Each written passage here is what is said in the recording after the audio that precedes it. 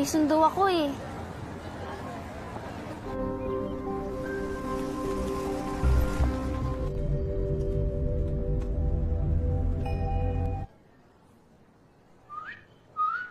Basta, don't ask me na lang kung saan ako nag-aaral. Remember. Film akan berfokus pada seorang wanita yang bernama Jaira. Ia adalah mahasiswi yang memiliki pekerjaan sampingan sebagai kupu-kupu malam. Saat Jaira sedang bekerja, ia memberitahu peraturan apa-apa saja yang boleh dilakukan oleh tamunya pada malam itu. Tanpa mengeluh sedikit pun, tamunya yang bernama Ronan ini lantas menyetujui semua persyaratan yang diberikan oleh Jaira. At wala akong problema. Bukannya langsung mengulek-ngulek, Ronan malah curhat jika ia baru saja ditinggal pergi oleh pacarnya akibat kecelakaan. Karena wajah Jaira yang mirip dengan si almarhum saat membuka aplikasi ijo-ijo tersebut, maka dari itu ia memesan jasa layanan dari Jaira. Untuk mengenang almarhum kekasihnya, Ronan meminta Jaira untuk menggunakan pakaian sekolah saat mengulek-ngulek bersama, dengan maksud dapat bernostalgia seperti dahulu. Okay, sure. Dan setelah Jaira memakai pakaian sekolah itu, mereka pun akhirnya mengulek-ngulek bersama. Sesudah pertandingan yang berakhir 1-0 untuk kemenangan Jaira, Ronan pun bercerita jika ia sangat beruntung menjadi anggota VIP di aplikasi itu secara instan berkat bantuan dari sepupunya.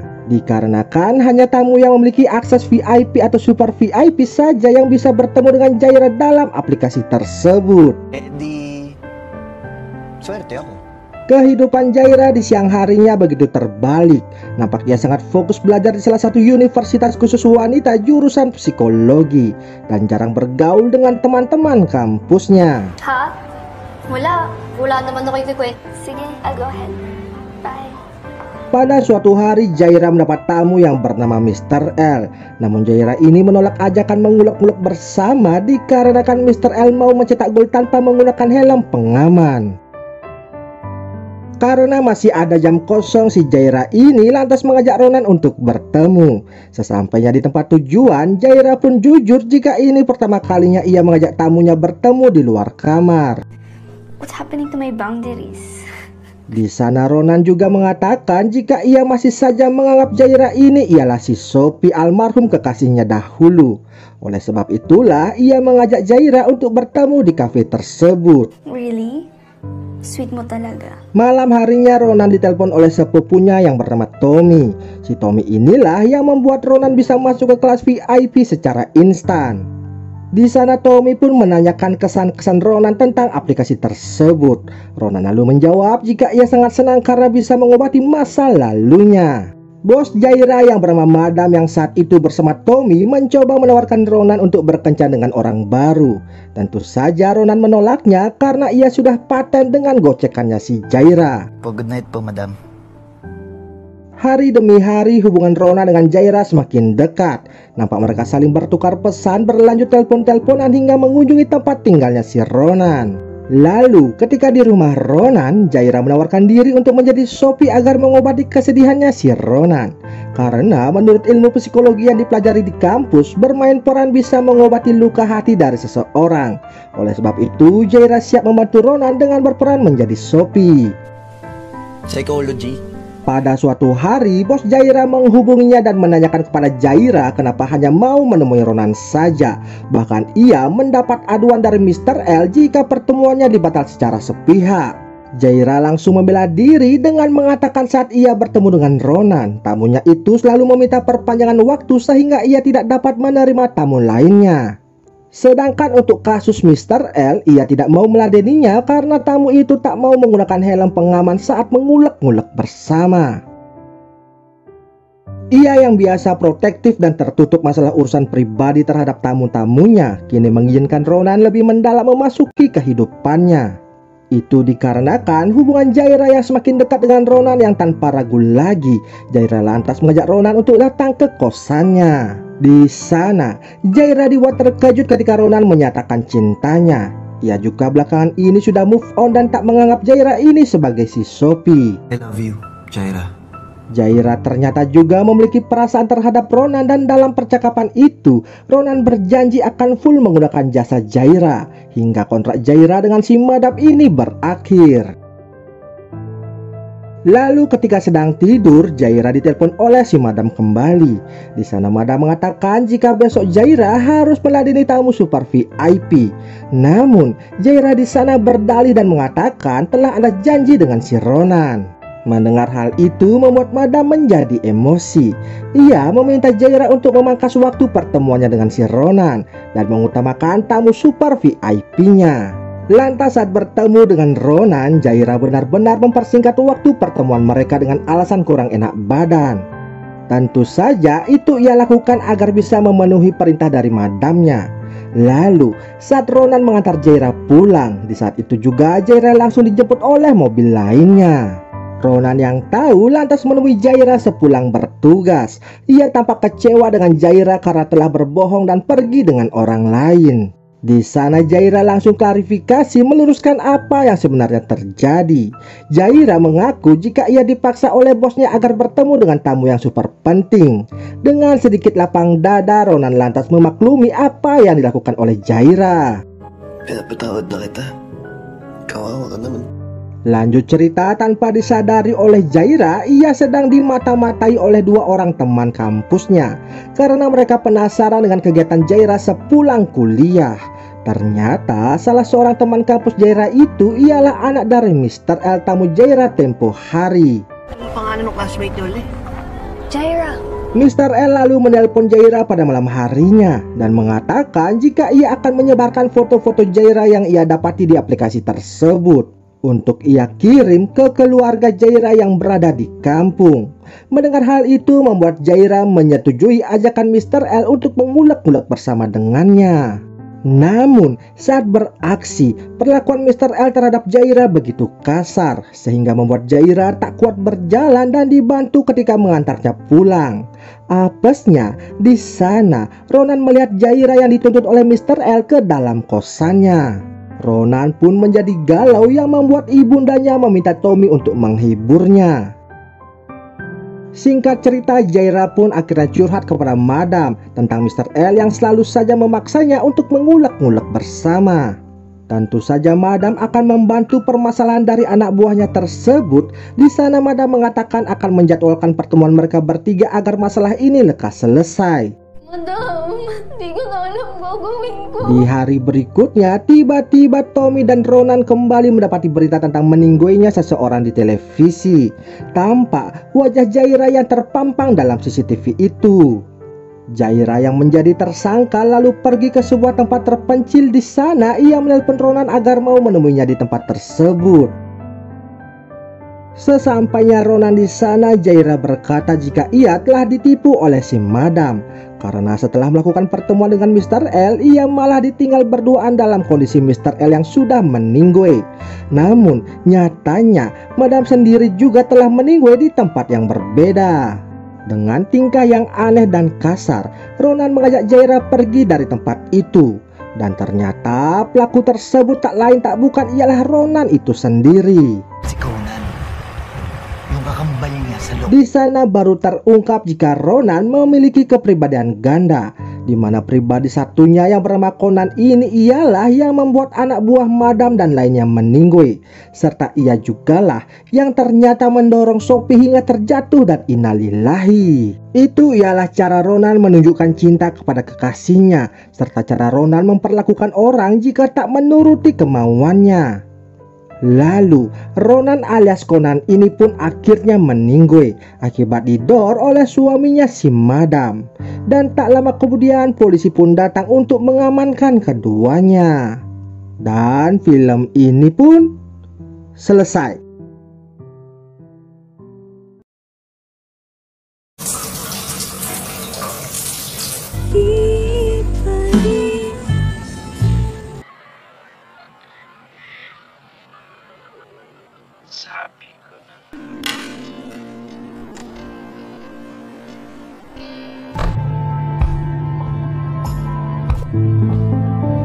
Film dibuka dengan memperlihatkan seorang gadis bernama Eva yang kini mengadu nasib di perantauan.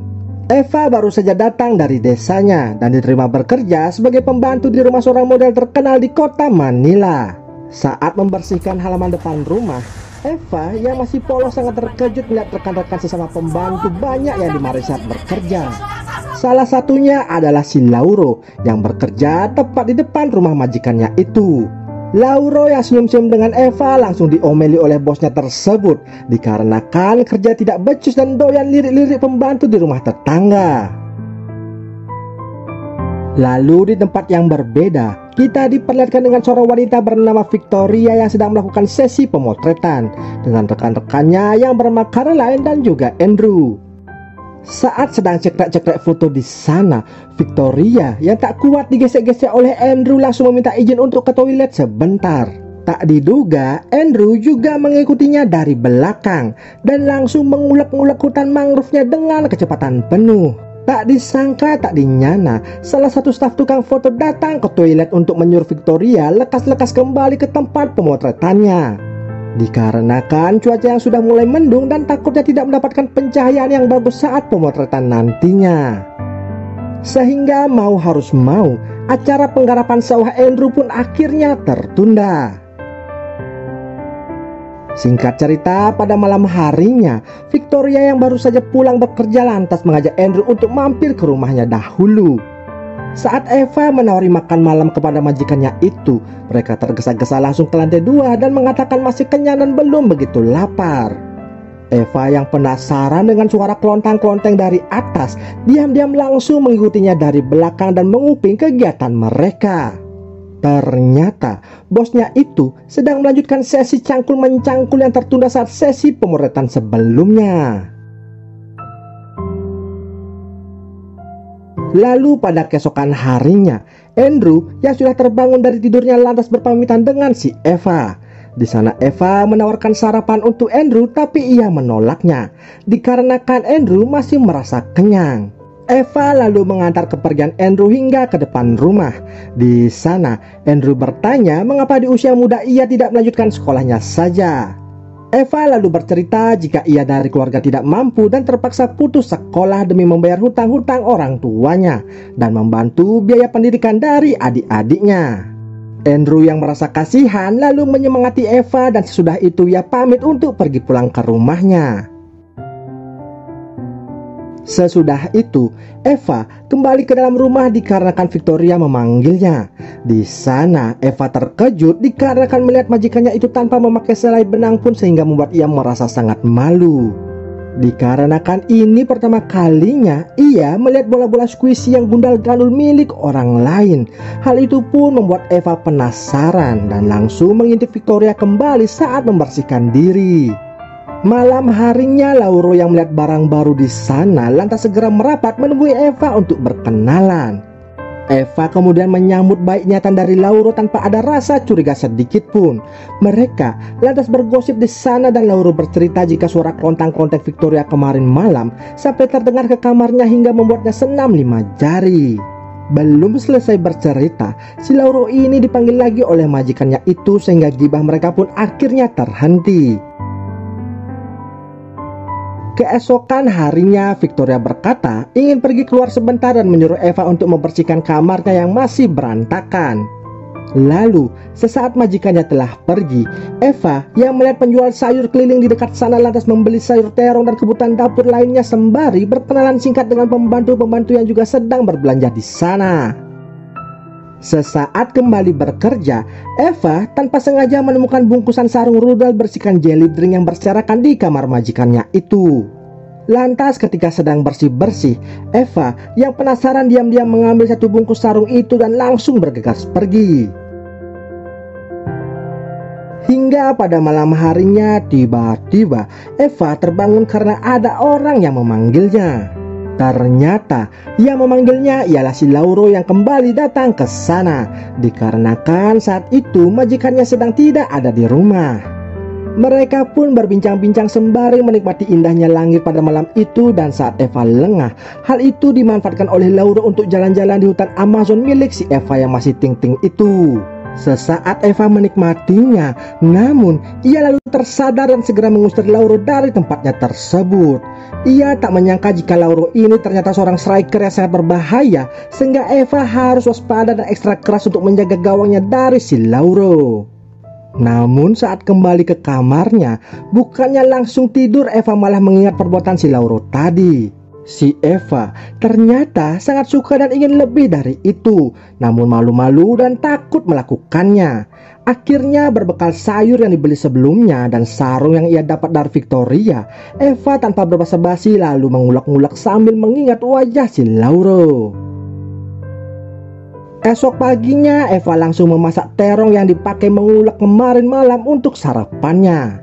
Lalu tak berselang lama Victoria memanggilnya untuk dibuatkan sarapan. Tak diduga ia mendapati sang majikannya itu sedang cocol-mencocol dengan Carlena.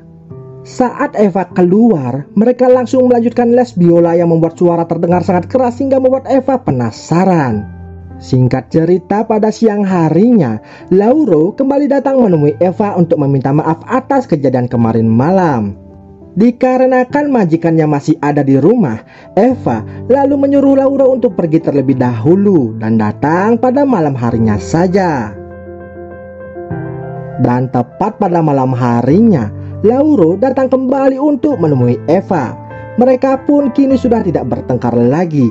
Justru si Eva ini semakin nyaman dengan perlakuan dari si Lauro. Esok paginya saat sedang sarapan, terlihat Victoria yang semakin sering melirik-lirik si Eva. Sesudah itu ia mengatakan akan keluar jalan-jalan dan berpesan tidak akan pulang pada malam itu, sehingga tidak perlu dibuatkan makan malam dan tak usah menunggunya pulang ke rumah. Kesempatan itu digunakan oleh Lauro untuk kembali datang ke sana. Karena merasa nyaman dan kondisi yang memungkinkan, akhirnya Lauro berhasil mencetak gol ke gawangnya si Eva.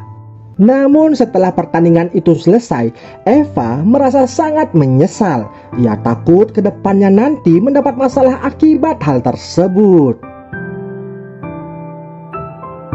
Keesokan paginya saat bersih-bersih di kamar majikannya itu, Eva mencoba tidur di kasurnya Victoria dan membayangkan sedang les biola di sana. Lalu saat bersih-bersih di toilet majikannya itu, tak berselang lama Victoria kembali pulang ke rumahnya dan tak menyangka ia melihat Eva di sana. Bukannya emosi, ia lantas memberikan Eva sebuah pakaian sehingga membuat Eva semakin lebih menantang. Melihat hal itu, tak diduga Victoria langsung memperkaos meskipun hanya terjadi benturan-benturan bola bekel di sana. Namun cukup membuat Victoria merasa sangat senang. Sesudah di-unboxing oleh majikannya tersebut, Eva langsung menyuruh Lauro untuk datang pada malam itu juga agar mencangkul lahan basahnya. Di sana terlihat Eva yang sangat berbeda dan terlihat lebih galak dan bersemangat. Malamnya pun akhirnya tiba. Lauro tanpa berbasa-basi langsung saja meluncur ke kamarnya si Eva dan tanpa rasa takut, meski saat itu Victoria masih ada di rumah tersebut. Di sana Eva mengatakan jika ia sangat mencintai Lauro. Selain itu, ia juga meminta pada Lauro agar memakai hati saat mencangkul, bukan mau enaknya saja.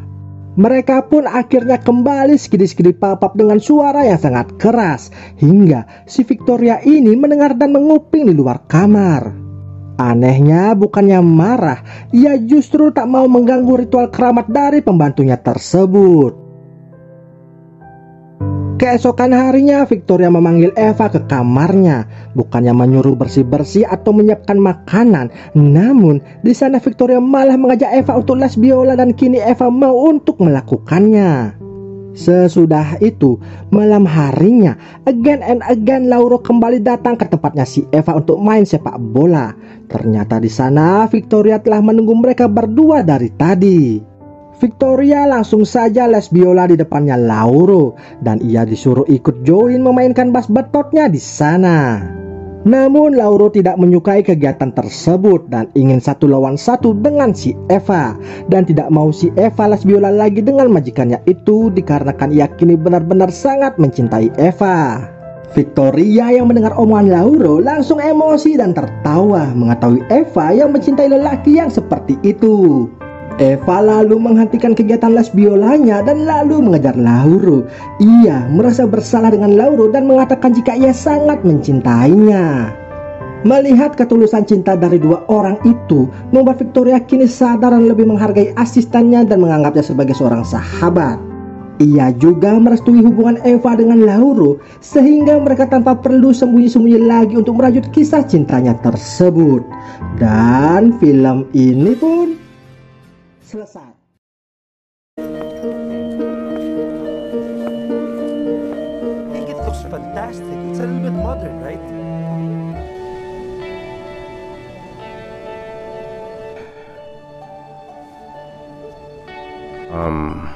Labo, no?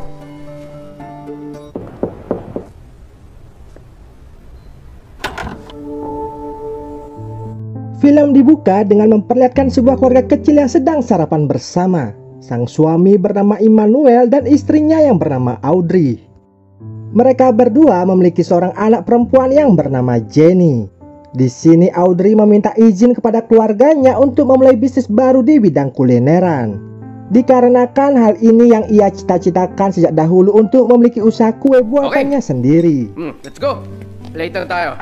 Akibat dari kesibukan barunya itu, Audrey tak bisa menemani suaminya untuk pergi ke sebuah undangan pameran seni. Lalu scene berlanjut memperlihatkan sepasang suami istri yang baru saja datang ke pameran tersebut. Sang suami bernama Yuri, sedangkan istrinya bernama Casey. Di sini Yuri terlihat sangat menikmati kunjungannya di pameran itu. Sedangkan Casey yang tak begitu paham soal seni, ia memutuskan untuk jalan-jalan di sekitaran sana. Penampilan cantik dan menarik dari Casey di malam tersebut ternyata sangat menyita perhatian dari Immanuel yang sedang sendirian. Eman pun memberanikan diri mendekati Casey. Akan tetapi tak lama kemudian Yuri pun memanggil istrinya, yang menyebabkan Eman tak berhasil berkenalan dengannya. Scene berlanjut terlihat Eman yang sudah berada di rumahnya. Di sini terlihat Eman yang sebenarnya menyesal karena telah mengizinkan Audrey untuk berbisnis kuliner tersebut, di mana hal itu membuat waktu Audrey untuk keluarganya menjadi tak ada.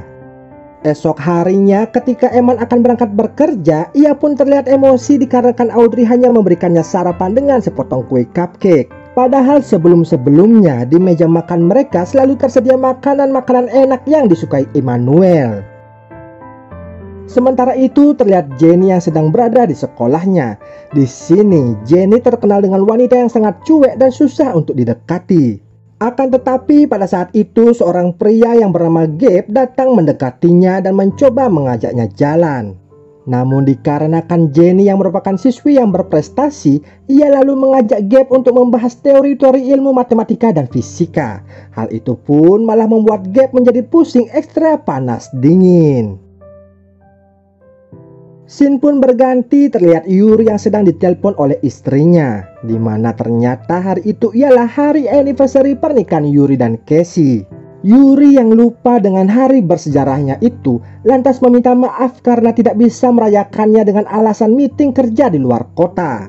Namun ternyata hari itu Yuri malah menghabiskan waktunya dengan seorang pria guna membahas teori-teori lubang matahari di suatu tempat. Malamnya Casey yang berminat memberi kejutan kepada suaminya pergi menemuinya di sebuah hotel. Akan tetapi ia dikagetkan dengan Yuri yang ternyata sedang bermain pedang-pedangan dengan seorang pria. Casey pun menjadi sadar jika selama ini suaminya ialah pecinta terong bengkok. Akibat dari kejadian itu membuat Casey tak betah lagi untuk tinggal bersama dengan Yuri. Dan ia pun akhirnya memutuskan untuk pergi dari rumah tersebut. Scene lalu berlanjut terlihat Immanuel yang sedang berada di sebuah villa di pinggir pantai. Saat itu ia sedang berlibur untuk menenangkan dirinya dari suasana rumah yang tak hangat lagi. Namun ternyata secara kebetulan Casey juga berada di villa tersebut. Mereka berdua pun saling menyapa dan kini Eman akhirnya bisa berkenalan langsung dengan Casey di sana. Lalu ketika kapal Casey mogok di tengah laut, hal itu pun menjadi kesempatan Eman untuk unjuk gigi dan mendapatkan perhatian dari Casey. Dengan mudah Eman mampu memperbaiki kapal itu dan mengemudikannya kembali ke tepi pantai. Sesampainya di tempat mereka, Eman yang sudah tak sabar ingin mendribble bakpo Casey langsung tancap gas mengajak Casey untuk masuk ke tempatnya. Casey yang setuju langsung menurutinya dan mereka pun langsung mengulek-ngulek bersama. Dari sinilah hubungan backstreet mereka berdua lantas dimulai. di mana Eman sebenarnya ingin menjalani hubungan sesaat dengan Casey, akan tetapi rasa cinta dan sukanya kepada Casey sangat besar membuatnya tak ingin lepas dan pengen nempel terus bersama-sama. Saat Eman telah sampai di rumah, perasaan Eman menjadi campur aduk karena merasa bersalah terhadap keluarganya. Namun di sisi lain ia tak bisa menutupi rasa rindunya juga kepada Casey. Begitu pula dengan Casey yang begitu rindu kepada Eman hingga menghubungi Eman dan mengajaknya bertemu. Kebetulan Eman yang sedang bertengkar dengan Audrey membuatnya lantas mau menerima ajakan dari Casey. Mereka berdua pun akhirnya bertemu di sebuah hotel. Jenny yang merasa ayahnya sudah jarang pulang ke rumah berinisiatif untuk menemui ayahnya di tempat kerjanya. Akan tetapi ketika di kantor ia mendapatkan informasi kalau ayahnya sekarang sedang meeting mengurus proyek di sebuah hotel dengan seorang wanita. Karena penasaran lalu Jenny pun bergegas pergi menyusul ayahnya. Setelah sampai ia dikagetkan dengan ayahnya yang sedang bermesraan dengan seorang wanita. Lalu ketika Jenny ingin pergi menegur ayahnya, Gabe yang sedang bersamanya lantas berusaha untuk menenangkannya agar tidak terjadi kericuhan di tempat tersebut. Saat di rumah, Jenny hanya bisa menatap benci ke ayahnya yang baru saja berbaikan dengan ibunya. Di tempat yang berbeda, terlihat Yuri yang sedang berusaha untuk rujuk dengan Casey. Akan tetapi Casey menolaknya dan mengatakan jika ia sudah mendapatkan pria lain di luar sana. Singkat cerita, perubahan sikap Eman memancing rasa penasaran dari istrinya. Audrey lalu mengikuti suaminya dan menangkap basah Eman yang sedang berduaan dengan Casey di sebuah restoran. Dengan rasa tenang, Audrey mengatakan untuk menyelesaikan masalah mereka di rumah saja. Namun saat di rumah, Eman hanya diam saja ketika Audrey menanyakan alasannya berselingkuh. Beberapa hari setelah kejadian tersebut, Audrey pun mempersilahkan Eman untuk tetap bersama Casey. Akan tetapi, Eman juga harus menyediakan waktu untuk Jenny, anak mereka satu-satunya itu. Eman lalu menemui Casey dan menceritakan hal tersebut. Ia juga mengatakan bahwa ia tak akan meninggalkan Casey dan membagi waktu secara adil antara ia dan keluarganya. Di suatu malam, Yuri tiba-tiba datang menemui mereka. Di sini Yuri marah terhadap Eman karena telah merebut istrinya. Namun karena Eman tahu jika Yuri rada lekong pecinta terong, ia lantas pergi dan tak merespon amarah dari Yuri. Eman lalu berakting di depan anaknya agar terlihat rukun dengan istrinya. Akan tetapi di sisi lain, Casey selalu saja cemburu ketika tahu Eman baru saja datang dari rumah Audrey. Dan ia menuntut agar Eman mengutamakan dirinya. Esok harinya Jenny yang tak tahan melihat akting kedua orang tuanya. Ia pun mengatakan agar ibunya berhenti menggunakan dirinya sebagai alasan agar ayahnya mau pulang ke rumah. Jenny pun tak tahan dan akhirnya kabur meninggalkan rumahnya itu. Audrey yang merasa panik karena Jenny keluar tak memberi kabar, lalu mendatangi kediaman Casey untuk mengajak Eman mencari anak mereka. Namun karena omongan Casey yang tak sopan membuat mereka berdua pun terlibat adu mulut, hingga Audrey memutuskan untuk pergi dari rumah itu. Tanpa diduga, Jenny kembali dengan sendirinya ke rumah. Ia pun mengatakan bahwa ia sudah ikhlas dengan ayahnya yang mengingkari janjinya untuk setia kepada keluarga. Saat di kantor terlihat Eman yang sedang stres gundah gulana. Temannya pun datang dan mempertanyakan keputusannya untuk hidup bersama Casey. Karena menurutnya jika Eman berbahagia hidup dengan Casey, keadaannya sekarang tak mungkin kacau seperti saat ini. Sementara itu Audrey yang sudah berpisah dengan Eman kini sudah bisa berfokus dengan menjalankan bisnis kulinernya itu. Di mana dalam waktu singkat Audrey berhasil membuka toko kue pertamanya. Lalu singkat cerita, Eman yang sudah sadar dengan kesalahan yang dibuatnya selama ini lantas meminta maaf kepada Casey karena ia ingin kembali berkumpul dengan keluarganya. Casey pun hanya bisa menangis mendengar keputusan dari Eman. Lalu mereka berdua pun akhirnya memutuskan untuk berpisah dan menjalani hidup masing-masing. Eman lalu menelpon Audrey dan mengatakan jika akan kembali lagi ke rumahnya. Audrey pun setuju, namun dengan syarat Eman tak boleh lagi membahas tentang Casey di hadapannya. Setelah sampai di depan rumahnya, terlihat Casey yang sedang menunggu Eman untuk mengucapkan salam perpisahan. Akan tetapi tiba-tiba sebuah mobil datang dan menculik mereka berdua.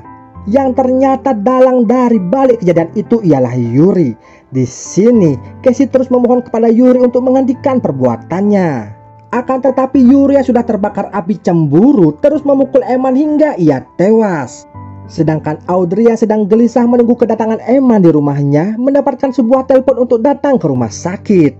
Audrey dan Jenny pun tak bisa menahan tangisannya saat melihat Eman yang sudah almarhum. Di akhir film ini terlihat Casey yang datang mengunjungi Yuri di penjara. Di sini Casey menjelaskan malam itu ialah malam perpisahan mereka berdua, di mana Eman memutuskan kembali ke keluarganya sedangkan dirinya berniat untuk rujuk kembali dengan Yuri. Mendengar hal itu Yuri pun menjadi sangat menyesal. Lalu setelah itu Casey kemudian pergi menemui Audrey di toko kuenya untuk meminta maaf, yang membuat mereka berdua pun kini sudah berdamai dan saling memaafkan satu dengan yang lainnya. Dan film ini pun selesai. Sure.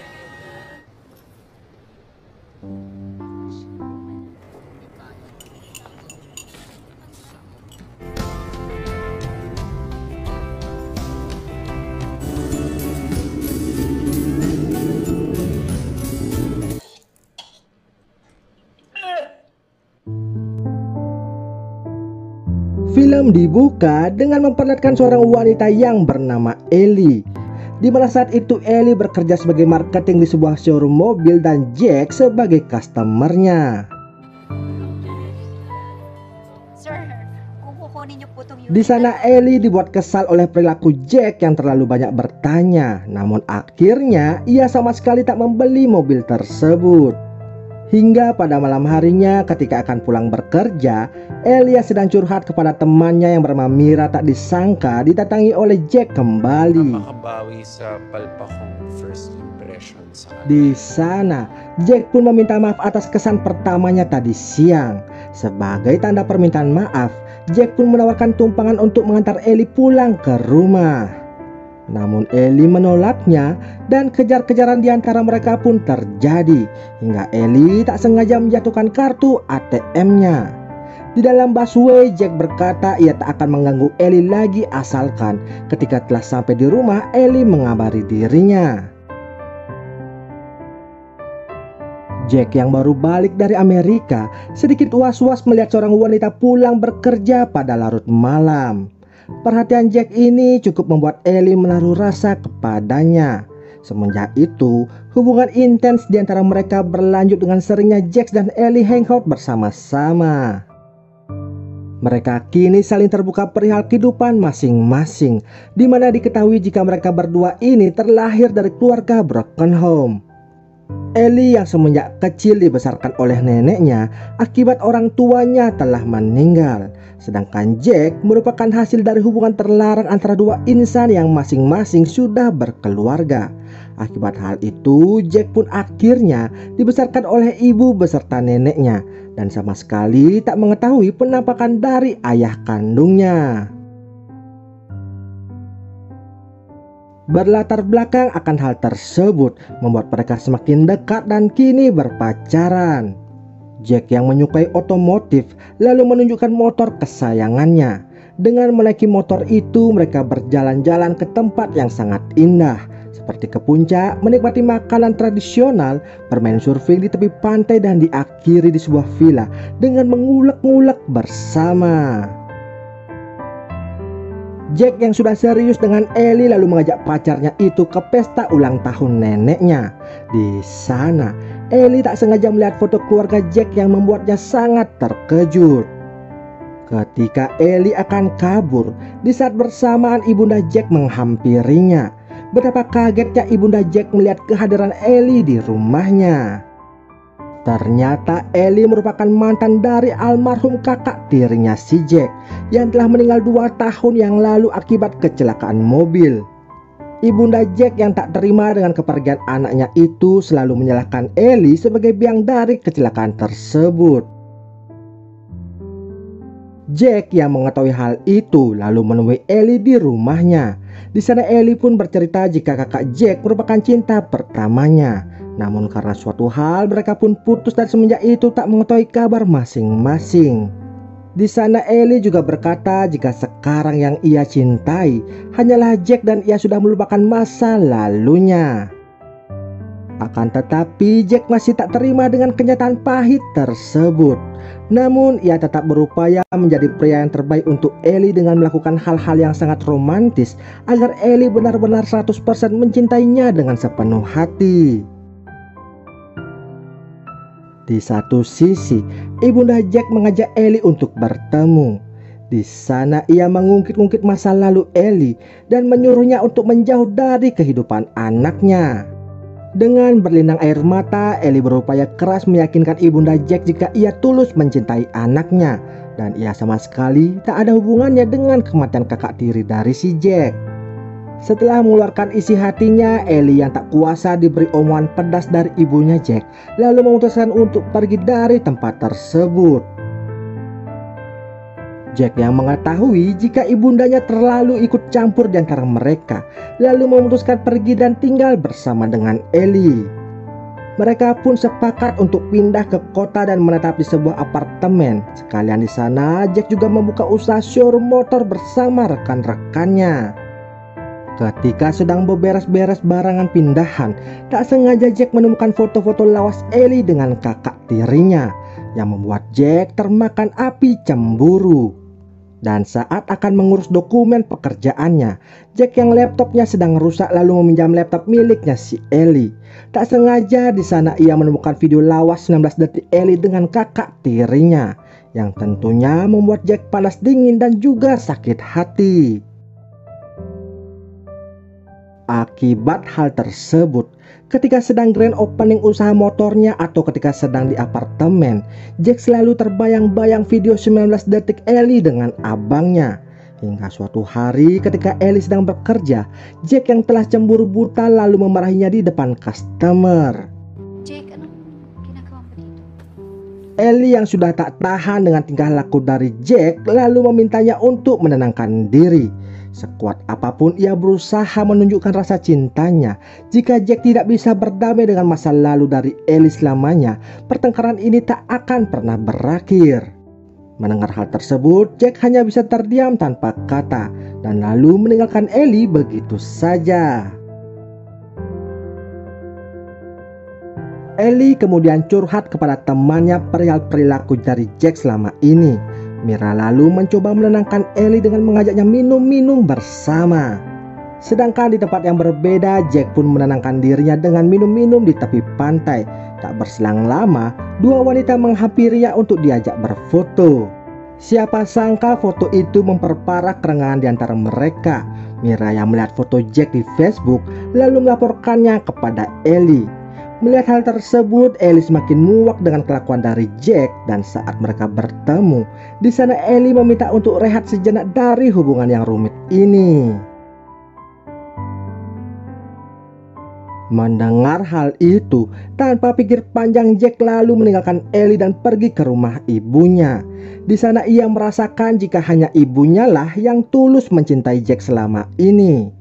Ia pun memutuskan pergi ke Amerika dengan ibunya dan menjual showroom motor yang baru ia buka beberapa bulan kemarin, yang membuat Ellie serasa diputus secara selama 2 tahun berpisah. Ia setia menunggu kepulangan dari Jack, ditemani Mira yang selalu mendampingi kesendirian dari Ellie. Jack kini menyesal akan perbuatannya yang dahulu dan lekas-lekas untuk menemui Ellie kembali. Tak sengaja di tengah perjalanan dan di persimpangan lampu merah, Jack melihat Ellie menaiki motornya yang biasa mereka pakai dahulu. Semenjak toko motor itu dijual, Ellie lah yang membeli dan merawat motor kesayangan dari si Jack ini. Di tengah-tengah jalan arus mudik yang sedang macet, Jack mengungkapkan permintaan maafnya dan meminta Ellie untuk kembali kepadanya. Ellie yang sudah lama menanti-nanti momen tersebut tak kuasa meneteskan air mata dan mengiyakan ajakan itu untuk kembali dengan kekasihnya.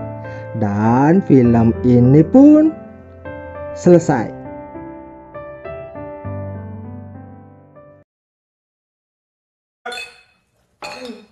Tubig lang. Tubig Parang naman di na na. ba? Kailan yung sasabihin? Bukas? Teka, mamaya. Ano nakakaingit na sumulog ka na? Reggie, anong nagawa mo dito? Kain muna tayo. Kaya mo pumasok.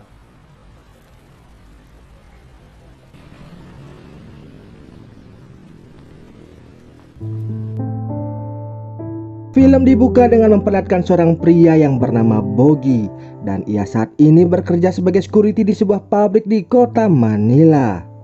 Saat sedang bertugas, Bogi ditelepon oleh pacarnya yang bernama Monica. Di sana, pacarnya mengatakan jika hari itu ia sedang tidak enak badan sehingga tak bisa menemani Bogi video callan saat bekerja dan ingin beristirahat di kosannya.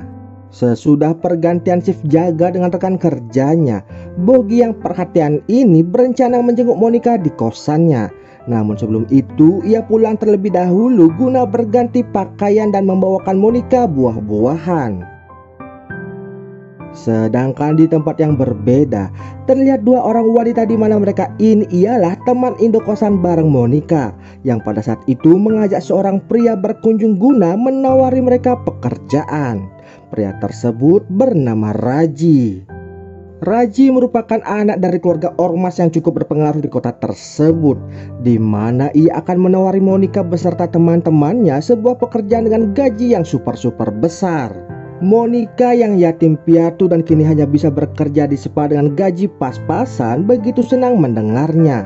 Ia berharap dengan gaji barunya itu ia bisa mencukupi biaya hidup adik-adiknya yang saat ini dititipkan di bibinya. Mereka pun merayakannya dengan minum-minum bersama. Dan di saat bersamaan, Monica mendapat telepon dari atasannya yang emosi karena hari itu ia tidak masuk bekerja serta tak memberi kabar sebelumnya. Raji yang melihat peluang emas tersebut lalu ingin mencetak gol pada saat itu juga. Awalnya Monica menolak, namun demi mendapatkan pekerjaan baru itu, ia pun akhirnya membiarkan Raji mencetak gol di gawangnya tersebut.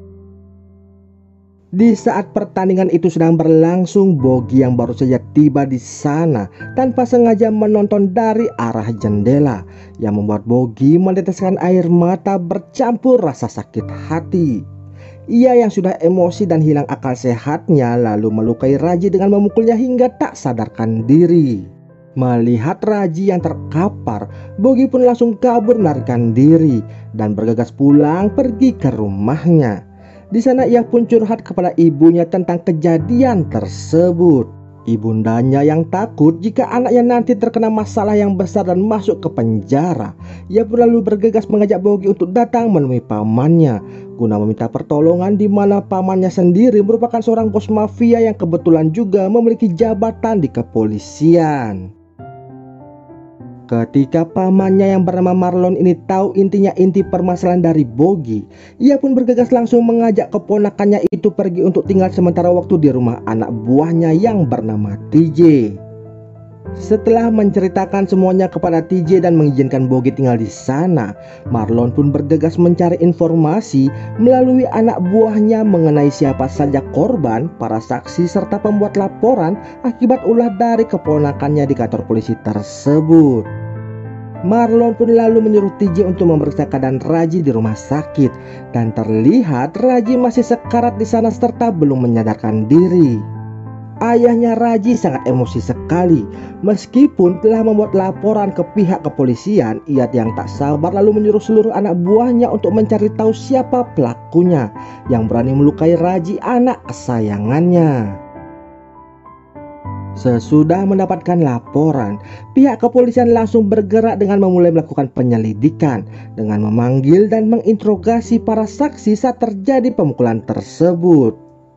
Kebetulan kedua teman Monica saat itu telah tertidur karena kebanyakan minum, sehingga mereka pun tak begitu tahu tentang peristiwa itu. Mau harus mau, Monica akhirnya jujur dan mengatakan jika pelaku yang melukai Raji ialah Bogi, kekasihnya sendiri. Ayah Raji yang tahu jika Bogi lah yang membuat anak tercintanya sekarat, ia pun langsung memutuskan kakak Raji serta anak buahnya agar bergegas memburu Bogi dengan terlebih dahulu mendatangi kosannya Monica untuk mencari tahu di mana alamat tinggal Bogi Alcantara. Setelah tiba di tempat tinggal Bogi, kakak Raji itu pun berpura-pura berbelanja di sana agar ia bisa berkomunikasi dengan ibundanya Bogi. Dan di sanalah kakak Raji pun mengancam serta titip salam agar Bogi mau bertanggung jawab atas apa yang ia perbuat. Di satu sisi Monica yang gelisah karena terseret ke dalam masalah besar ini dan merasa hidupnya terancam. Ia pun meluapkan kekesalannya kepada kedua orang temannya karena mereka berdualah biang dari awal permasalahan tersebut, karena membawa Raji datang ke kosan mereka. Mengetahui pelaporan dari keluarga Raji sudah berlangsung ke tahap penyidikan, Marlon pun menganjurkan agar Bogi datang menemui Monica untuk membujuknya dan mencabut semua pernyataan yang telah ia katakan kepada pihak kepolisian. Dengan begitu, tanpa kuatnya barang bukti serta saksi, kemungkinan Bogi di penjara pun sangat kecil dan ia akan bebas dari segala tuntutan. Namun sayangnya Monica menolak permintaan dari Bogi yang membuat mereka menjadi bertengkar hebat di sana.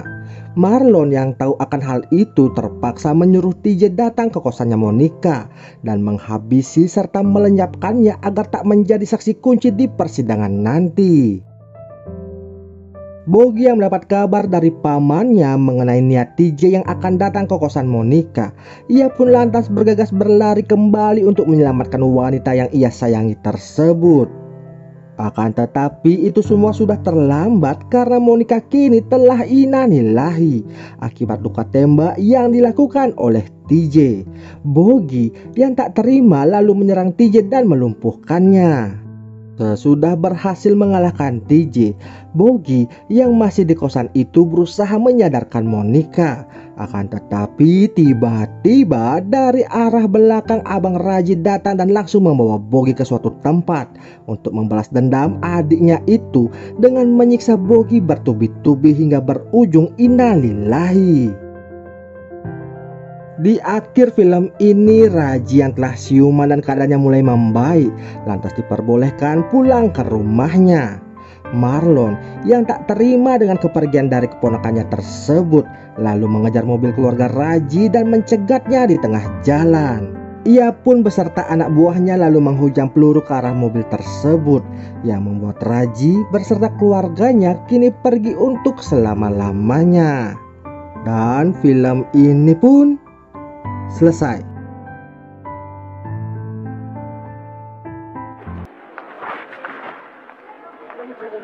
Nika Ramos, tinatanggap mo maging asawa si Bob.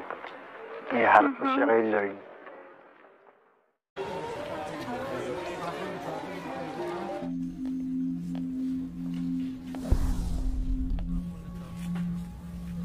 Parang ang lamig. Ka nag-iisa.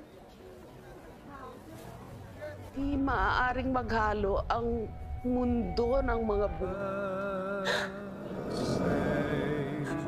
Film dibuka dengan memperlihatkan sepasang kekasih yang bernama Gaby dan juga Gabriel. Pada saat itu diceritakan Gaby akan mencoba gaun pengantin yang akan ia gunakan saat menikah nanti dengan Gabriel beberapa minggu ke depan. Lalu kita diajak flashback di mana awal mula perkenalan Gaby dengan Gabriel. Mereka berjumpa pertama kali di lorong bioskop di mana saat itu Gabriel dan rekan-rekannya sedang mengkritik sebuah film yang baru mereka tonton.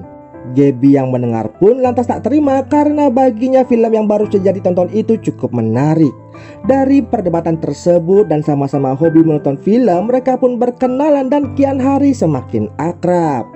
Gaby lalu curhat kepada sahabatnya yang bernama Dennis jika ia telah jatuh cinta dengan orang yang baru ia kenal. Dennis yang mendengar hal itu merasa sangat cemburu dikarenakan sebenarnya Dennis sangat mencintai Gaby sejak lama, namun ia tak berani mengutarakannya.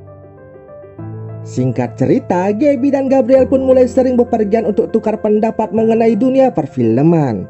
Lalu suatu hari ketika mereka menonton di bioskop karena ada scene adu jigong, Gaby yang canggung lalu SMS Dennis untuk datang guna mencairkan suasana. Namun saat ada scene adu jigong yang kedua kalinya, Gaby pun menjadi kembang kempis dan Gabriel yang peka lalu menyerpisnya.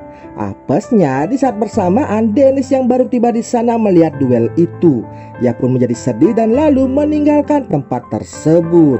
Kemudian setelah pulang dari bioskop, Gaby datang ke apartemen Dennis untuk curhat kebahagiaannya, sekaligus menanyakan mengapa Dennis tak kunjung datang ke bioskop. Dennis pun berkata jika ia tak mau datang karena tak tertarik dengan film itu. Gaby lalu menebak jika Dennis tak datang karena cemburu akan kedekatannya dengan si Gabriel. Seketika Dennis menjadi salah tingkah saat Gaby berucap seperti itu. Hari demi hari Gaby pun sudah berani datang ke tempatnya si Gabriel. Terlihat mereka sangat bahagia sekali hingga terbawa suasana, dan sesudah itu mereka pun lalu mengulek-ngulek bersama. Tentunya hal itu membuat Gaby kembali curhat kepada si Dennis jika segel gemboknya telah jebol dan ia sangat bahagia sekali. Namun di satu sisi Dennis sangat kecewa kepada Gaby karena dengan mudahnya memberikan gemboknya untuk orang lain yang baru ia kenal dan belum tentu ia pria baik-baik. Gaby lalu berkata jika ia yakin Gabriel ialah orang yang sangat baik dan tak mungkin akan mengkhianatinya. Lalu pada suatu hari Gaby dan Gabriel kembali menonton ke bioskop. Di sana Gabriel melamar Gaby untuk diajaknya menikah. Tentunya Gaby yang sangat mencintai Gabriel menerima lamaran tersebut. Kemudian Gaby dan Gabriel pun tinggal seatap sembari menunggu hari pernikahan mereka. Hingga sewaktu-waktu mereka pun bertengkar perihal undangan pernikahan. Gabriel yang tak mau mendengar pendapat dari Gaby membuatnya emosi lalu kabur ke tempatnya si Dennis. Gabriel pun berkali-kali menelpon Gaby namun tak digubrisnya. Akibat menyetir dan menelpon hingga membuat konsentrasinya terbagi, Gabriel pun mengalami insiden yang membuatnya meninggoy di tempat. Tentunya kejadian itu membuat Gaby begitu menyesal dan bersedih. Tampak ia terus saja menyalahkan dirinya sendiri dan tak rela kehilangan si Gabriel. Di keesokan paginya, Gaby sangat terkejut dengan apa yang ia lihat di depan matanya. Ketika ia baru bangun tidur, Gaby melihat Gabriel yang sedang menyiapkan sarapan. Awalnya Gaby tak percaya dengan apa yang ia lihat, namun Gabriel meyakinkan Gaby dengan memeluknya hingga membuat Gaby meneteskan air mata.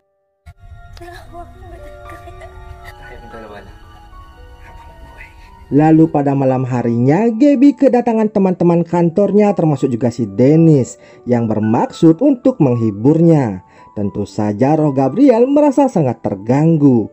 Ia pun mencoba menenangkan Gabriel dan kebetulan Dennis yang melihat Gaby berbicara sendirian lantas memanggilnya agar kembali berkumpul bersama dengan teman-teman yang lainnya. Gabs, may kausap ka ba? Gabriel pun memilih pergi dari apartemen itu dan ia pun lalu mengunjungi keluarganya. Di sana ia melihat adiknya sedang bertengkar hebat dengan ayahnya. Tentunya Gabriel yang melihat hal itu merasa sangat bersedih, namun ia tak bisa berbuat apa-apa. Sesudah itu Gabriel kembali ke apartemennya si Gaby.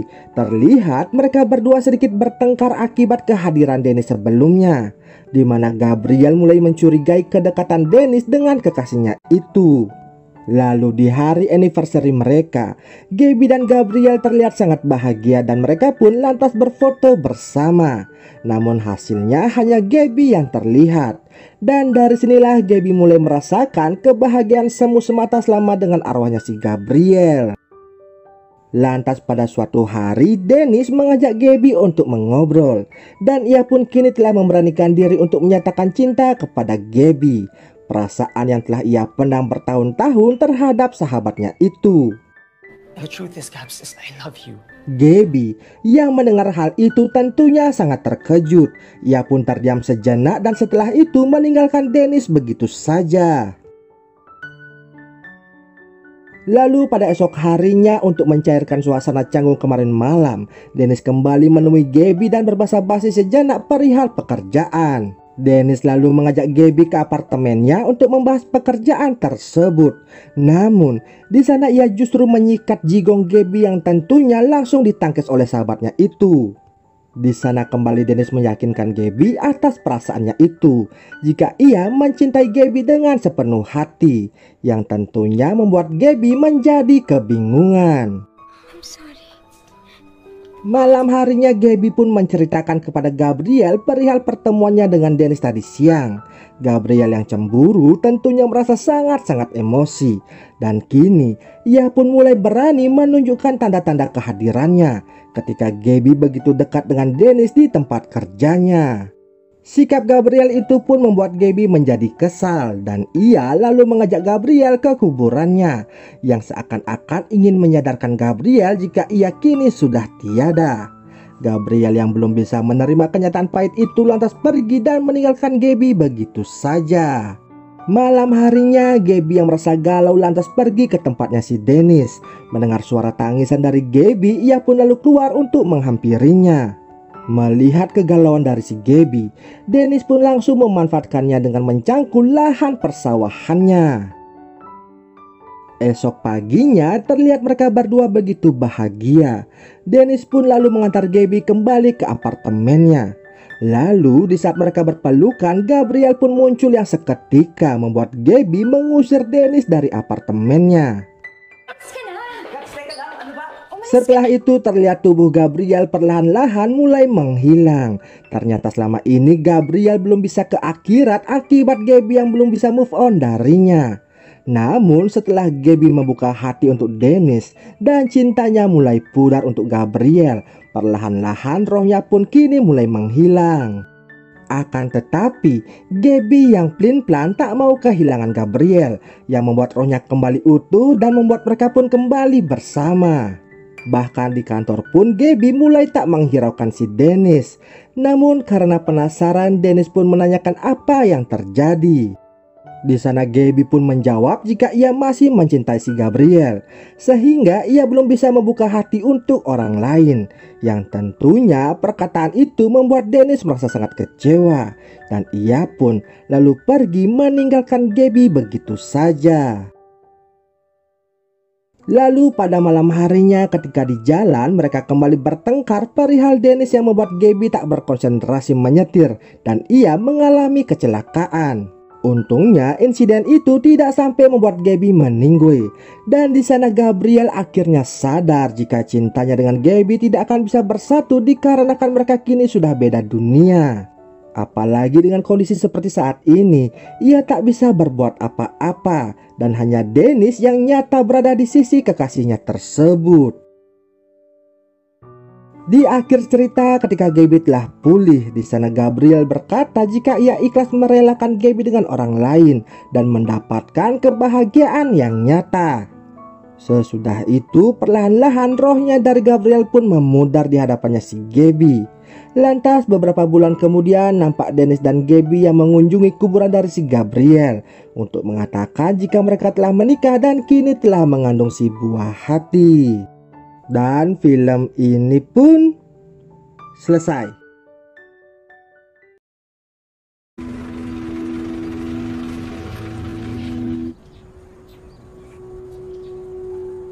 Gusto ko na matikman yung mga sausage. Yung sausage mo, ano naman?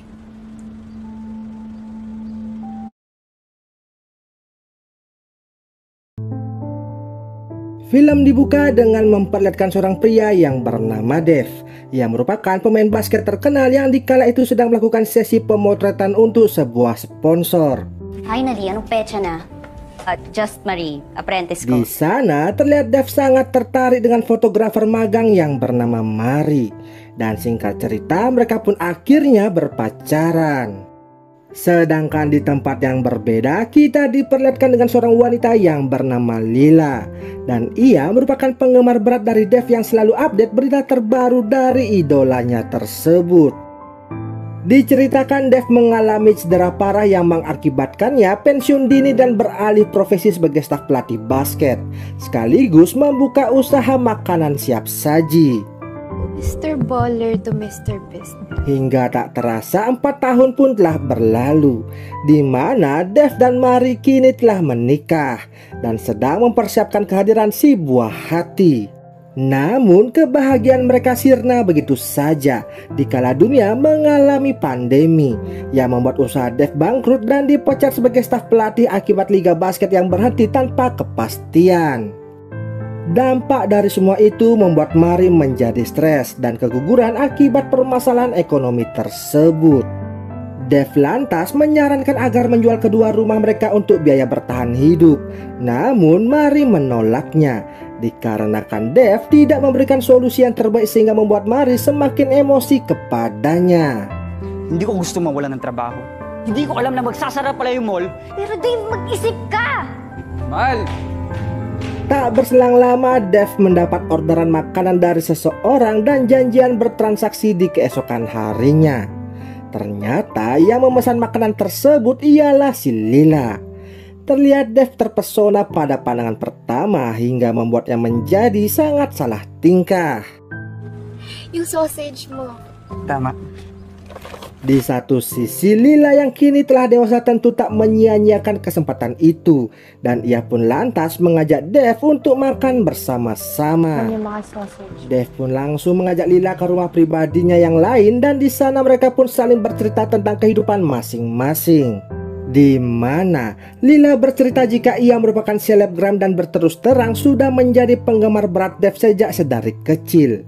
Bahkan mereka pernah dekat, namun di sana Dev berkata jika ia tak ingat sama sekali dikarenakan sudah terlalu lama. Lila juga mengatakan jika ia tahu mengenai istri Dev yang saat ini sedang merintis usaha bunga hias dan sedang bekerja sama dengan bibi sahabatnya yang memiliki kedai kopi. Perbincangan mereka berlangsung cukup lama, disertai minum-minum bersama yang membuat Lila kepanasan dan memberi kode keras kepada Dev untuk mengecasnya. Dev yang kebetulan sudah lama tidak mendapat asupan nutrisi lantas tak menyia-nyiakan kesempatan tersebut, dan sesudah itu mereka pun akhirnya cangkul-mencangkul bersama-sama. Seusai kerja kelompok, secara diam-diam Lila memfoto kedekatan mereka tanpa Dev sadari. Bahkan setiba di rumah, Dev selalu ditelepon oleh Lila yang membuatnya risih dan langsung memblokirnya karena takut aksinya itu ketahuan oleh Mari. Tentunya hal tersebut membuat Lila menjadi emosi dan secara diam-diam mengikuti Dev di keesokan harinya hingga ke tempat kerjanya. Saat bertemu dengan Dev, Lila meluapkan emosinya dikarenakan idolanya itu kabur begitu saja.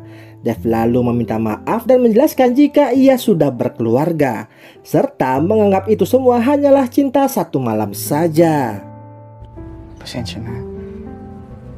Pero mahal ko ang asawa ko. Lila yang tak terima diperlakukan seperti itu, ia pun lantas pulang dan langsung curhat di sosial medianya mengenai perilaku dari idolanya tersebut.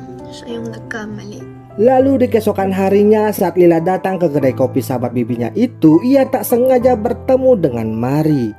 Mereka pun berkenalan dan singkat cerita menjadi teman yang sangat akrab. Mari lantas menyadari jika video viral yang ia tonton ialah sosial media dari si Lila dan menanyakan apa yang terjadi.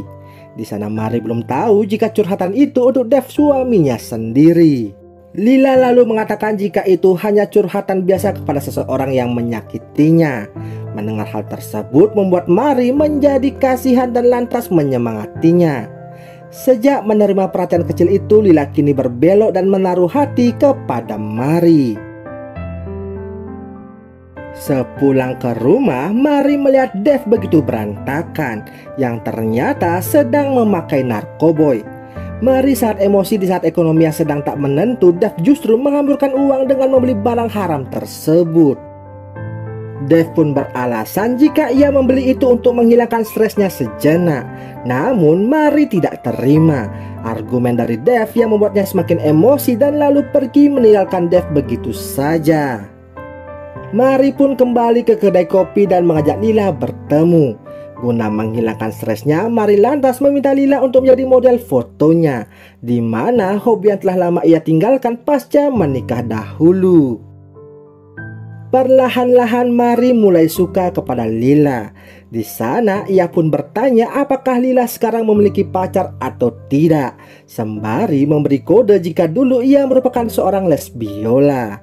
Mendengar hal itu, Lila tanpa berbasa-basi langsung mengecas Mari di tempat tersebut. Esok harinya Mari mengundang Lila untuk datang ke rumahnya. Saat melihat foto Dev, Lila kembali emosi dan mencoba meninggalkannya di sana. Beruntung Mari datang tepat waktu dan menggagalkan aksi Lila tersebut. Lila lantas berterus terang jika dulu ia pernah kerja kelompok bersama dengan Dev. Melihat bukti-bukti yang dibawa oleh Lila membuat Mari menjadi emosi dan langsung mengusirnya seketika. Mari yang sudah lelah dengan perilaku Dev kemudian meninggalkannya dan pergi ke tempat Lila untuk menghilangkan stresnya sejenak, sembari meminta maaf atas perilaku sebelumnya. Sesudah beres kerja kelompok, ia pun kembali pulang ke rumah dan berdebat dengan suaminya. Di sana Mari berkata jika ia sudah tahu semuanya, dan Mari jujur kalau ia juga melakukan hal yang sama untuk membalas dendam. Mendengar hal itu, Dev sangatlah marah dan ketika akan menyemes Mari, untungnya Lila datang tepat waktu. Dev pun meluapkan emosinya kepada Lila dan di saat ia lengah, Mari menyemesnya hingga membuat Dev pingsan seketika. Sesudah Dev sadar, Mari pun berkata jika Lila akan tinggal bersama dengan mereka dan di sana Mari berkata jujur jika ia mencintai mereka berdua. Dev sangat terkejut dan menganggap hal itu adalah perbuatan yang tidak benar. Namun Mari tidak peduli dengan semua ucapan dari suaminya tersebut. Sesudah itu hari demi hari mereka lalui bersama-sama. Dev yang awalnya belum bisa menerima, pelan tapi pasti ia kini mulai terbiasa. Dikarenakan Mari mengajak mereka untuk gotong royong kerja kelompok bersama-sama. Dan film ini pun selesai.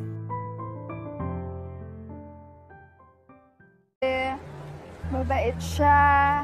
Guwapo. Nanti sa'yo. May LBM kasi ako eh. Pa! Ma! Si Beth po. Hello po. Ano, bakit parang tinakot? Berlatar belakang aktivitas belajar di sebuah kelas. Di sana nampak terlihat seorang murid yang bernama Ana diganggu oleh teman-temannya. Lalu dari arah belakang seorang wanita bernama Beth datang menegur teman-teman prianya itu dengan memukul mereka berkali-kali. Diceritakan, Beth merupakan siswi yang baru pindahan ke sekolah tersebut. Dalam percakapannya dengan Ana di dalam toilet itu, Beth mengatakan jika ia seorang anak tunggal yang sering berpindah-pindah sekolah mengikuti orang tuanya yang dinas ke luar negeri. Ia pun hanya sementara di Manila dan sesudah itu akan pindah sekolah lagi sesudah tahun ajaran ini berakhir. Sebagai ucapan terima kasih, Ana lalu mengundang Beth untuk datang ke rumahnya dan ikut merayakan pesta ulang tahun ayahnya. Mendengar hal itu dengan senang hati, Beth lalu mengiyakan ajakan tersebut. Singkat cerita, pada malam harinya, Ana bercerita kepada orang tuanya jika ia memiliki teman baru yang bernama Beth dan meminta izin kepada mereka untuk mengundang Beth hadir ke acara pesta ulang tahun ayahnya. Mendengar hal tersebut, ayahnya yang bernama Conrado dan ibunya yang bernama Melba sangat senang sekali dan lalu mengizinkan Ana untuk mengundang teman barunya itu. Lalu saat akan beristirahat, Conrado dan Melba kembali membicarakan persiapan pesta ulang tahun tersebut. Namun saat mengecek-ngecek email pekerjaannya, tiba-tiba Conrado dikirim foto yang mantap jiwa oleh seseorang dan dengan cepat ia langsung menutupnya. Melba pun melirik-lirik curiga. Secepat kilat Conrado yang panik lalu mengalihkan perhatiannya itu dengan merayu Melba untuk mengajaknya mengulek-ulek bersama. Lantas esok harinya saat jam istirahat sehabis meeting dengan pegawai-pegawainya, Conrado dihampiri oleh salah satu dari marketingnya yang bernama Karen. Di sana Karen bertanya apakah bosnya itu sudah menerima email yang ia kirim kemarin malam. Ternyata foto enak-enak yang hampir membuat rumah tangga Conrado gonjang-ganjing itu ialah ulah dari pegawainya sendiri. Conrado pun langsung memarahi Karen agar tidak berbuat hal-hal aneh seperti itu lagi. Karen yang kaget dimarahi bosnya habis-habisan, sontak menangis dan lalu meninggalkan ruangan tersebut. Alkisah main serong ini bermula saat perayaan Karen berhasil mencapai target penjualannya di awal bulan bekerja. Dan dalam suasana euforia minum-minum bersama, di saat itu juga Conrado yang sedang bertengkar dengan istrinya lalu curhat perihal keluarganya kepada Karen. Karen yang mendengar curhatan dari bosnya itu, secara perlahan-lahan ia mulai terbawa suasana dan lalu memberi kebutuhan nutrisi yang dibutuhkan oleh bosnya tersebut. Seusai mengenang hal-hal enak itu, Conrado lalu laporan kepada istrinya jika ia akan lembur bekerja dan pulang larut malam. Namun, karena istrinya yang overthinking akibat terlalu cemburuan, ia lalu memutuskan untuk mendatangi suaminya ke kantor dan menyuruh pembantunya untuk menjaga rumah. Di satu sisi saat istrinya dalam perjalanan ke kantor suaminya, Conrado yang baru selesai membuat kopi dan akan kembali ke ruangannya itu, ia dikagetkan dengan kemunculan Karen yang ternyata belum pulang dari sana. Meski baru dimarahi habis-habisan oleh bosnya itu, Karen mengatakan jika ia tidak bisa move on dari terong saktinya Conrado. Bosnya lalu mewanti-wanti jika kemarin itu hanyalah cinta satu malam dan tidaklah lebih dikarenakan ia sangat mencintai istrinya meski rada posesif. Karen yang tak putus asa lalu menyerang pertahanan sarang bosnya itu dengan formasi 4-3-3 dan berhasil menjinakkan ular piton tuan Conrado yang mulai aktif mengeluarkan bisanya. Beruntungnya pertandingan yang berakhir 1-0 untuk kemenangan Conrado tak diketahui istrinya yang baru saja tiba di tempat kerjanya. Conrado yang panik akan kehadiran Melba yang datang tiba-tiba, lalu seketika membereskan meja kerjanya dan mengajak istrinya itu lekas-lekas pulang ke rumah. Singkat cerita, hari-hari yang ditunggu pun akhirnya telah tiba. Terlihat Conrado sangat bahagia merayakan hari ulang tahunnya yang dihadiri para staf kantor dan kolega kerjanya. Tak berselang lama, Beth pun datang ke pesta itu dan di sana Anna lantas memperkenalkan Beth kepada orang tuanya. Sesudah mengucapkan happy birthday kepada bapaknya Anna, Beth yang duduk di sebelah Conrado tanpa berbasa-basi langsung melancarkan serangannya dengan memencet kepala ular piton yang sedang tertidur itu dengan tatapan penuh terpesona. Conrado yang canggung dengan tingkah teman anaknya itu lalu mengalihkan perhatiannya dengan menyambut tamu yang baru datang dan pergi meninggalkan tempat tersebut. Sekian lama perjuangan Beth akhirnya kini berbuah manis. Beberapa hari sesudah acara pesta itu, kini mereka berdua sudah semakin dekat dan saling mengirim kabar dikala Conrado sedang tidak sibuk dengan pekerjaannya. Bahkan Beth pun dengan berani memamerkan buah pepayanya lewat video call saat di rumah ataupun ketika Beth sedang di sekolahnya, yang membuat ular anaconda Pak Conrado tersebut pilek panas dingin. Pada suatu hari, Beth pun bermimpi buruk tentang masa lalunya yang sangat kelam, hingga temannya yang bernama Carla datang membangunkannya. Carla yang peduli karena Beth sudah lama tak pernah memberi kabar sengaja datang ke kosannya itu. Di sana ia juga tak lupa mengingatkan Beth untuk rutin meminum obat penenangnya. Diceritakan karena masa lalunya yang sangat suram membuat Beth stres dan mengalami sedikit gangguan kejiwaan. Lantas pada suatu malam ketika Conrado masih lembur bekerja, ia mendapatkan pesan kembali dari Beth yang ingin bertemu dengannya. Karena tak ada balasan, Beth lalu mengirim foto dirinya bersama Anna yang sedang berada di rumah mereka. Hal itu pun membuat Conrado menjadi panik dan memutuskan balik pulang ke rumahnya, dikarenakan takut main serongnya ini dibocorkan ke istri dan anaknya itu. Benar saja, sesampai di rumah, Conrado disambut Beth, istri dan serta anaknya. Saat makan malam bersama, dengan sengaja gajah Conrado dielus-elus Beth yang membuatnya gelisah. Ia pun meminta izin istirahat duluan karena beralasan sedang tak enak badan. Saat tengah malam, Conrado pun terbangun dari tidurnya karena kehausan. Lalu, sesudah meminum seteguk air, ia tak sengaja menemukan sebotol obat yang cukup mencurigakan di meja makannya. Namun, tiba-tiba Beth datang ke sana dan mengambil botol obatnya. Conrado tak mengira jika teman anaknya itu bakal menginap di rumahnya. Di sana Conrado meminta Beth untuk mengakhiri hubungan mereka dan tak mengusik keluarganya lagi. Namun Beth tak mau berpisah dan malah balik mengancam Conrado dengan menyebarkan video-video nakal mereka kepada istrinya jika Conrado memutuskan Beth secara sepihak. Mau harus mau, Conrado pun akhirnya mengikuti keinginan dari teman anaknya itu. Lalu pada suatu hari Conrado beralasan kepada istrinya jika ia mendadak akan pergi keluar kota untuk mengurusi sebuah pekerjaan. Ternyata ia malah skidi-skidi papap bareng Beth di sebuah penginapan non-stop 24 jam OAOE di sana. Hingga beberapa hari pun berlalu, saat Melba dan Conrado selesai beribadah di gereja, ia mendapatkan pesan dari Beth yang meminta segera menemuinya. Dan jika tidak menurutinya, ia akan membocorkan hubungan mereka pada orang lain.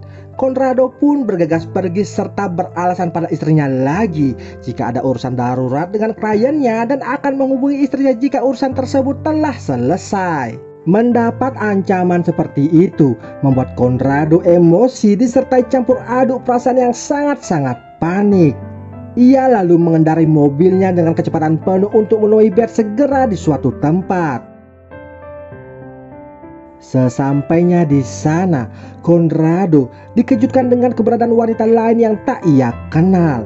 Ternyata Beth mengajak Carla dan meminta Conrado bermain bersama-sama dengan mereka berdua. Di sana Beth pun berjanji kepada Conrado jika ini merupakan permainan terakhir mereka. Dan sesudah itu ia akan meninggalkan Conrado serta tak mengganggu kehidupannya lagi untuk selama-lamanya. Singkat cerita, saat OAOE bersama, dengan sengaja Beth memberikan Carla minuman anggur berisikan serbuk pembuat tidur. Lalu ketika Carla mulai tepar secara bersamaan, Conrado pun lantas dijadikan sate oleh Beth teman anaknya itu. Setelah selesai menyate Conrado, Beth kemudian meninggalkan mereka dengan menaruh barang bukti di tangan Carla. Ternyata Conrado dijadikan bahan pelampiasan amarah Beth yang terpendam dari kecil akibat ia sering di smackdown dan diperkaos ayah kandungnya selama ini. Dan film ini pun selesai.